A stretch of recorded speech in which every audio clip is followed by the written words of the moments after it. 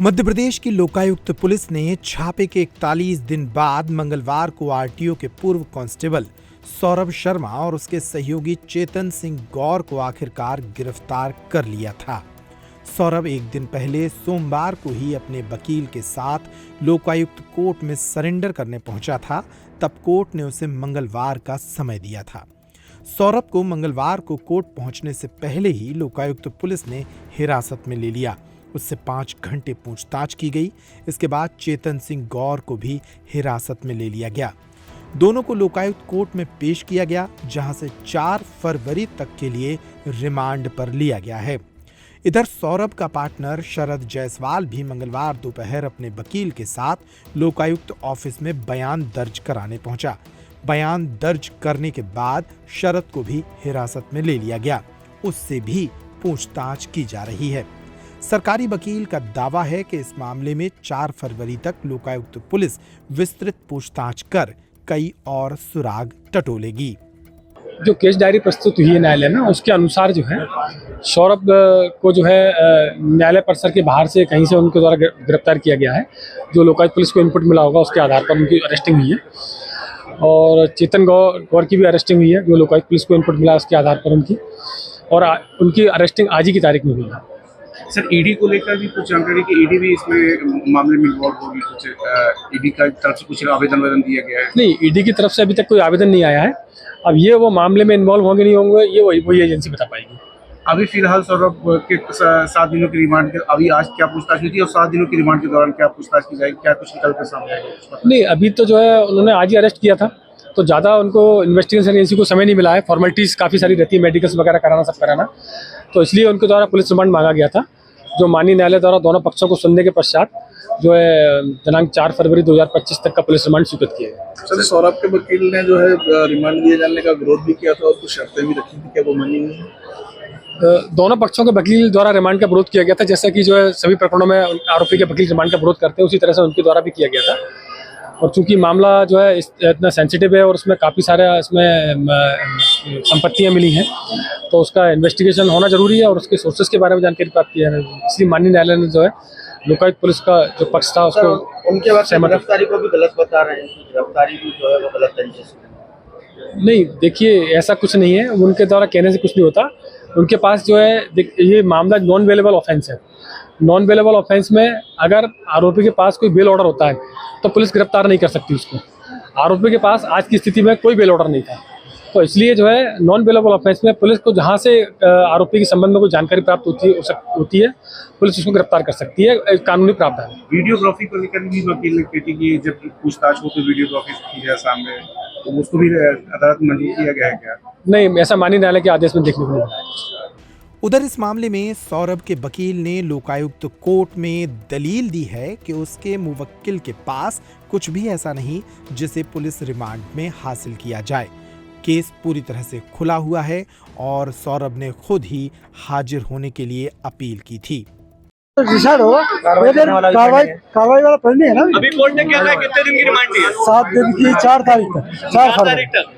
उनके द्वारा क्या रिमांड मांगी गई थी? 7 दिन। आपसे क्या पक्ष रखा गया? सारी जब्ती हो चुकी है, सोना इसका नहीं है, गाड़ी इसकी नहीं है, और वो पर रिकवरी है। और इससे क्या लोगे, सारी कार्रवाई इन्होंने कर चुकी है। अब ये तो खुद ही न्यायालय में हाजिर हुआ था।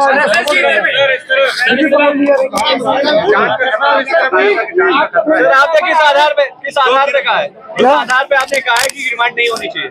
इस आधार में जब वो खुद जा रहा है, लोकायुक्त पुलिस बुलाएगी, जाएगा बराबर, तो फिर रिमांड किस बात का? तो लोकायुक्त पुलिस से रिमांड क्यों मांगी है? उसे पूछताछ करने के लिए। आपने जो मांगे की थी, रिकॉर्डिंग की जाए इंटरोगेशन की, और जान खतरा इस बिंदु पर कोर्ट ने कुछ कहा है लोकायुक्त से या नहीं कहा है? प्रताड़ित न किया जाए इसको, कोर्ट ने बोला है।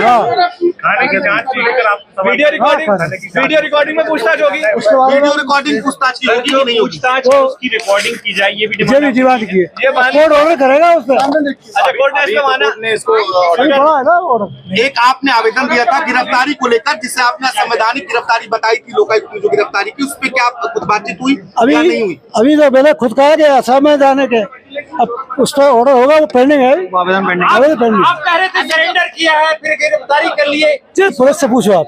अब सरेंडर करने एक दिन पहले आ चुके हैं, फिर ये गिरफ्तार कर रहे हैं। 24 घंटे कहाँ था जब वो सरेंडर करने आपके साथ यहाँ आया था? भोपाल होगा, बाद अरेस्टिंग तक कहाँ था? भोपाल जी, अब कहीं होगा, अपने घर होगा या कहीं होगा, था वो आ गया था वो। आपने सरेंडर कराया, उसके बाद आपने सरेंडर कराया तो कोर्ट ने क्या कहा?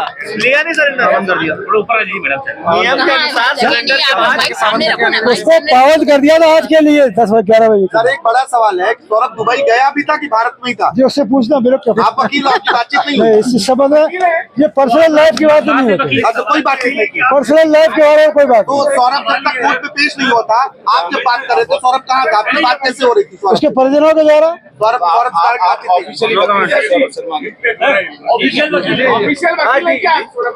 आपको बता दें कि सौरभ 41 दिन से फरार था। छापे वाले दिन 19 दिसंबर को वह दुबई में था।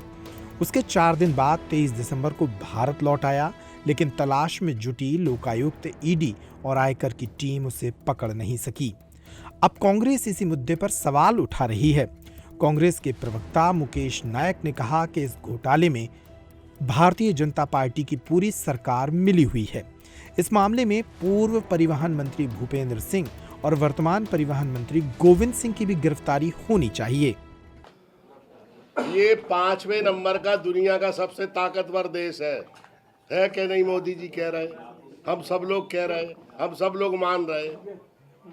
एक सिपाही को ये देश और ये राज्य, जिसमें दोनों में बीजेपी की सरकार है, 41 दिन तक गिरफ्तार नहीं कर पाए।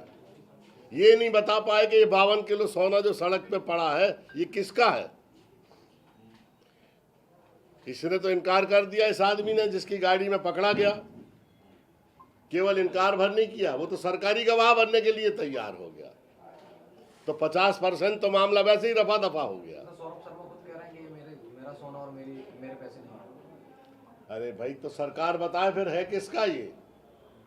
हम यही तो जानना चाहते हैं, सारे मध्य प्रदेश के लोग यही जानना चाहते हैं। अलाउद्दीन का होगा, कोई सुई थोड़ी मिली है डली हुई, 52 किलो सोना मिला है। ये सरकार के इशारे पे काम कर रही है और मंत्रियों और अधिकारियों को बचाना चाहती है। जब पूरा घोटाला सरकार के संरक्षण में हुआ है, जब पूरे घोटाले में सरकार शामिल है, तो इसको रफा दफा करने की जिम्मेदारी उनकी है, नहीं तो उनकी आधी सरकार जेल चली जाएगी। कुल मिलाकर सौरभ शर्मा अब 4 फरवरी तक लोकायुक्त पुलिस के पास रहेगा। ऐसे में उससे कई राज खुल सकते हैं। गौरतलब है कि ये वही सौरभ शर्मा है जिसके पास से 52 किलो सोना और करोड़ों की नकदी बरामद हुई थी।